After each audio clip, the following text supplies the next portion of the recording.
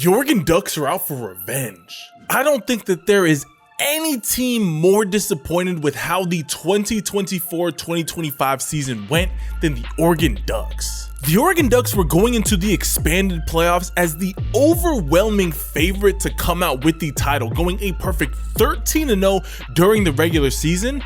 And they actually beat the soon-to-be champions in Ohio State back in week 6. However, it would be those same Ohio State Buckeyes that would come back and win in a decisive fashion in a 41-21 blowout in the quarterfinals of the college football playoffs. The Oregon Ducks, led by their head coach Dan Lanning, looked like a team that simply could not be beat. However, after getting a taste of success in the 2024 season and falling short, Oregon is out for blood this upcoming season. While the Oregon Ducks do have a lot of positions that they need to fill going into this upcoming offseason on both the offensive and defensive sides of the ball, they already got some big pieces in place, seeing that they already have the quarterback that's going to be replacing Dillon Gabriel and former 5-star quarterback Dante Moore, who's looking to take over the reins of that Oregon offense. But on top of that, Oregon has gone absolutely ballistic in the transfer portal. They've landed some of the biggest names available in this year's transfer portal class, landing guys like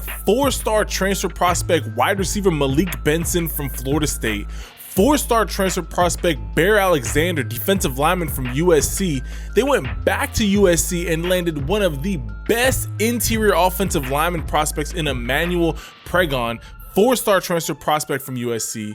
They landed the #1 safety available in the portal in Dylan Thieneman from Purdue, but then they crushed it by landing the best player available in the transfer portal in 5-star transfer prospect coming out of Nevada, the 6'8", 309-pound behemoth of an offensive tackle, Isaiah World. The Oregon Ducks simply are not messing around going into this upcoming offseason, and I have them as being one of the best teams to actually make a run for the championship this upcoming season. They showed that they can more than handle the Big Ten.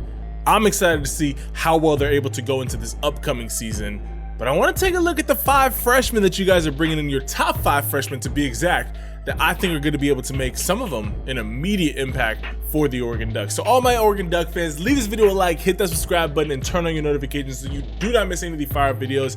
And with that being said, let's take a look at the Oregon Ducks' top 5 recruits that they're bringing in on both sides of the ball in the class of 2025. 3, 2, 1. Starting things off hot, the Oregon Ducks landed the 12th best corner in the class of 2025 in 4-star corner Dorian Brew. It's just send them down. Yo, this guy, he can play on both sides of the ball, but it does look like he's going to end up being a corner at the next level.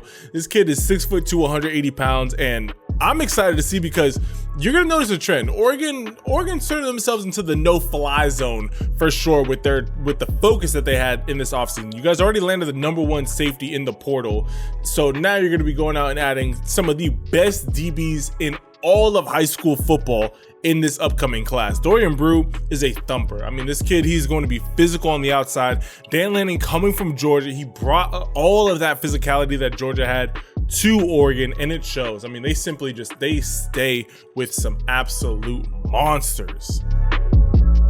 Just bully him. Where are you going? Nope. Yeah, I'm excited to see what Dorian Brew can do.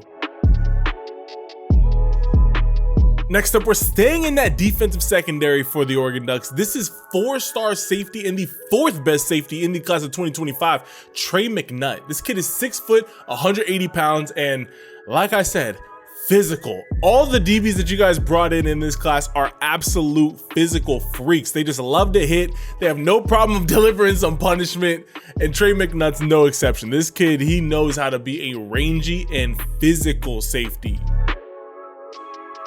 There you go.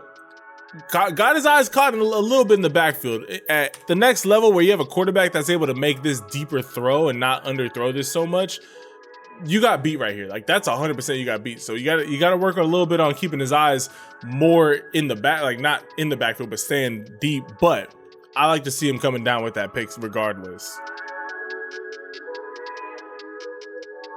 Yeah, he's got great closing speed. He flat out can close some ground. Hey, all my Oregon Duck fans, comment your thoughts down below. What did you guys think of this of your last season? Do you guys consider it a disappointment, seeing that you guys were the #1 team in the playoffs going into it, and all of a sudden you just losing your first game to a team that you already beat? Or do you consider like, hey, you know, we had a phenomenal season. Yeah, we made it to the playoffs, and you know, we're looking to do something like that again next year. Comment your thoughts down below. I want to get a temperature, because there's some teams that are like, hey, if we don't win the national championship every year, it's a failure. Other teams are like, yeah, you know, like, don't get me wrong, it sucks that we didn't win the chip, but also I'm not gonna cry about about making the playoffs and going undefeated in the regular season.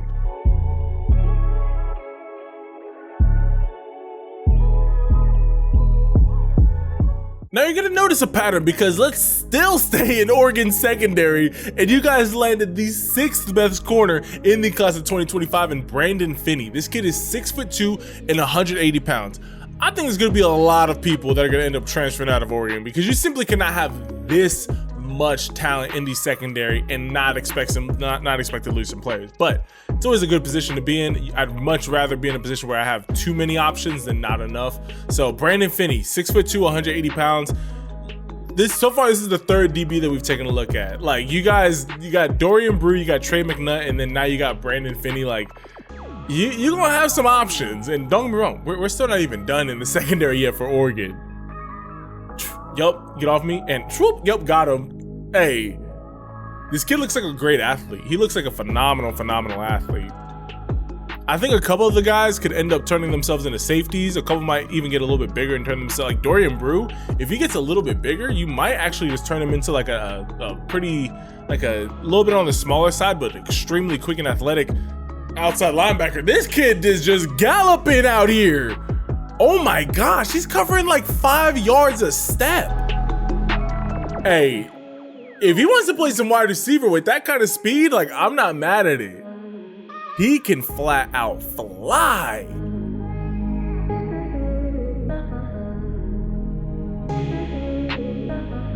Get going, get going.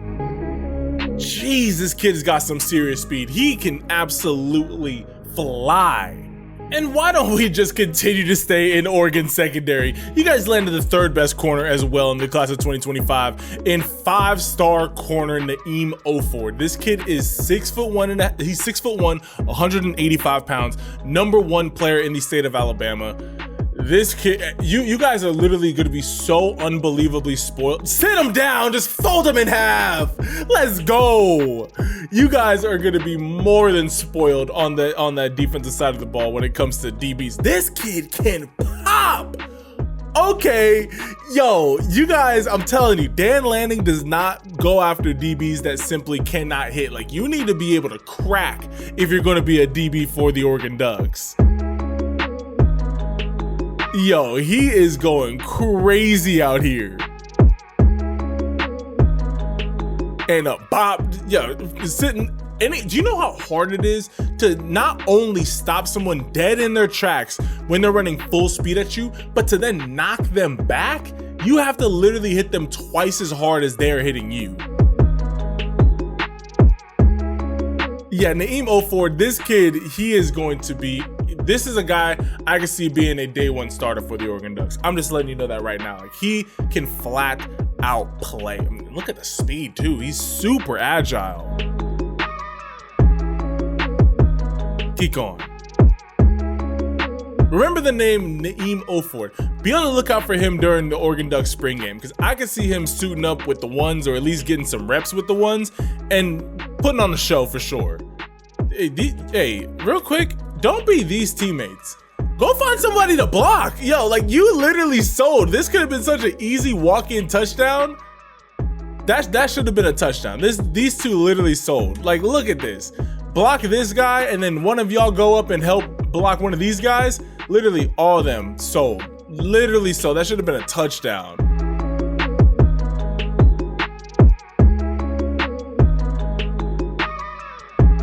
Stand back, stand back. That's easy. That's just throw it up and catch it.